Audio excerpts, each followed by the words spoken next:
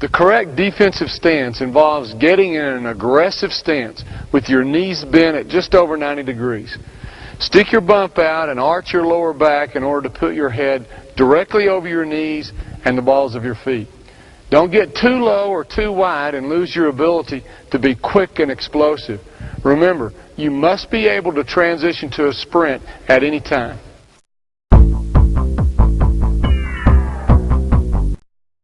Sprinters start extremely low, with their hands actually touching the ground. Being low gets you ready to explode and immediately achieve maximum speed. So a stance puts you in that low, athletic sprinter's position. When the man you're guarding attacks, you're in the best possible position to be able to explode with him. But if you're standing upright and your man makes a move, you must first drop to a stance and then try to move with him. That's wasted time. Take the drop out and you'll save valuable reaction time. A good stance helps you mentally. Our subconscious mind and our body are connected.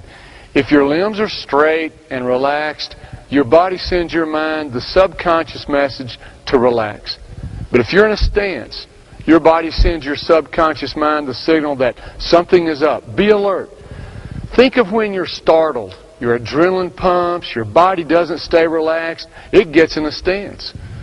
Bottom line, being in a good defensive stance will make you more mentally alert and give you the extra split second of reaction time that you need.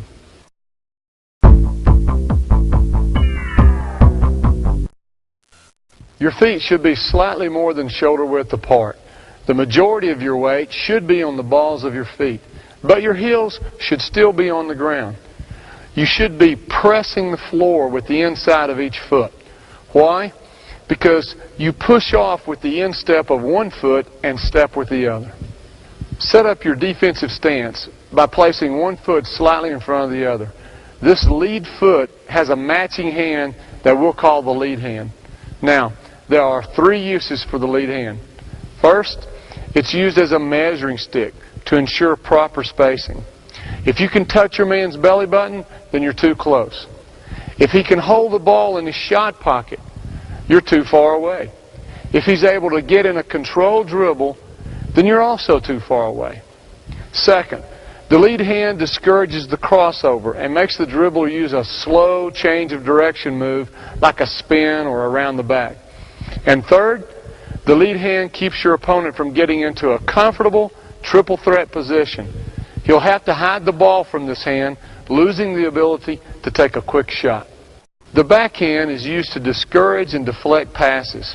It can deflect air passes and bounce passes. Don't get lazy and let it dangle from your shoulder to the ground. You've got two hands, so let's use them both. As we said earlier, keep your head directly over the line drawn between your knees. When your head's in front of this line, your weight will be too far forward. If your head's behind your knees, then your weight will be back on your heels. Either way, you're going to lose balance, and you need great balance to explode in any direction. Now that you're in a stance,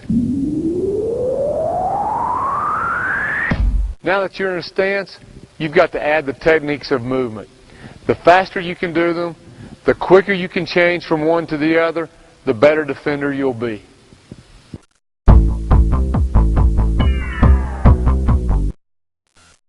The quickest way to move laterally in a defensive stance is not to cross your feet. Rather, move in what is commonly called a step slide.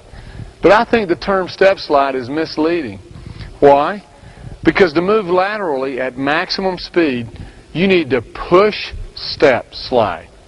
First, push off with the foot opposite the direction you're going. Second, step with the other foot, as big a stride as you can. To speed up the stride, move the matching hand in a wax-on, wax-off motion. Third, slide your foot directly under your head without crossing your feet, shifting weight from one foot to the other. Now you're ready to push off and begin the sequence again.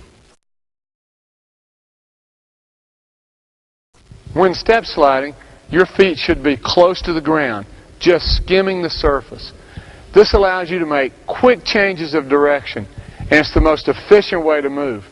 If done properly, your head will move in a line horizontal to the ground without bobbing up and down.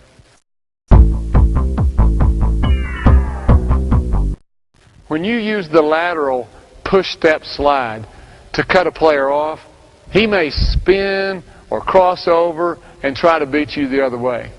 You must change direction with him and move towards a new spot that cuts off his angle of penetration. Now, how do you quickly and efficiently make this difficult change of direction? Pivot on your outside foot and swing step your other leg in the direction of his penetration. A secret to a quick swing step is to throw your elbow in the direction of your swing step. This will ensure that your knee and elbow mirror each other and move simultaneously, making your movement highly efficient. After your swing step, you may have to convert to a sprint for a few steps before you break down to a push-step slide again. And when you do change directions, both the lead hand and the lead foot change as well.